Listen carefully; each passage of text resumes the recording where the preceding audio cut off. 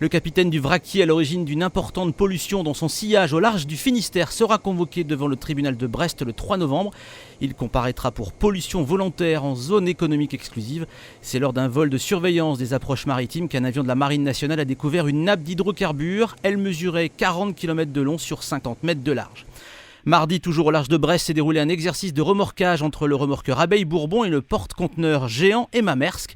Un exercice qui avait pour but d'améliorer la sécurité en mer, notamment lorsque l'on a affaire à un navire de grande taille. L'Emma Maersk est l'un des plus grands porte-conteneurs au monde. D'une capacité de 15 500 boîtes, il affiche une longueur de près de 400 mètres pour une largeur de 56 mètres. Catherine Chabot a été nommée déléguée à la mer et au littoral. L'ex-navigatrice âgée de 53 ans avait été la première femme à réaliser un tour du monde à la voile en solitaire et sans escale. C'était lors du Vendée Globe en 96. La Calypso est prête pour partir à Gênes. Le navire océanographique est sorti vendredi matin du hangar des chantiers Piriou à Concarneau où il était depuis 2009. Le bateau, ou en tout cas ce qu'il en reste, doit partir en cargo à la mi-mars pour y être remis à neuf. On termine ce journal de la mer avec des nouvelles de Marc Pointude. Le président de la Société nationale pour le patrimoine des phares et balises est parti le week-end dernier sur le phare de Thévenec, au large de la Pointe du Raz. Il doit y rester 60 jours. Pour l'instant, le moral est bon. Il a vécu son premier coup de vent mercredi et il a aussi été témoin d'un miracle.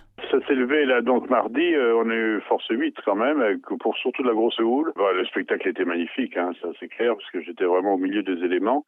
Les vagues montent à l'assaut de la falaise à l'arrière là et attaquent même le pignon arrière de la maison, quoi. Donc les vagues venaient, le sommet des vagues venait s'écraser sur la terrasse autour de la maison, là, pas loin de la porte.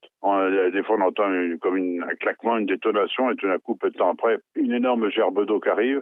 Donc faut pas s'approcher, c'est quand même assez dangereux. Voilà. Bon, mais il y a eu un petit miracle quand même dont je peux parler qui est amusant, c'est que j'étais en train de filmer et de regarder donc face au vent et dans le vent et tout d'un coup, paf, mon bonnet s'envole. Alors je me dis ça y est, il est perdu. Bon il est perdu. Alors j'ai regardé en direction des roches en contrebas de la terrasse où il pouvait être perdu.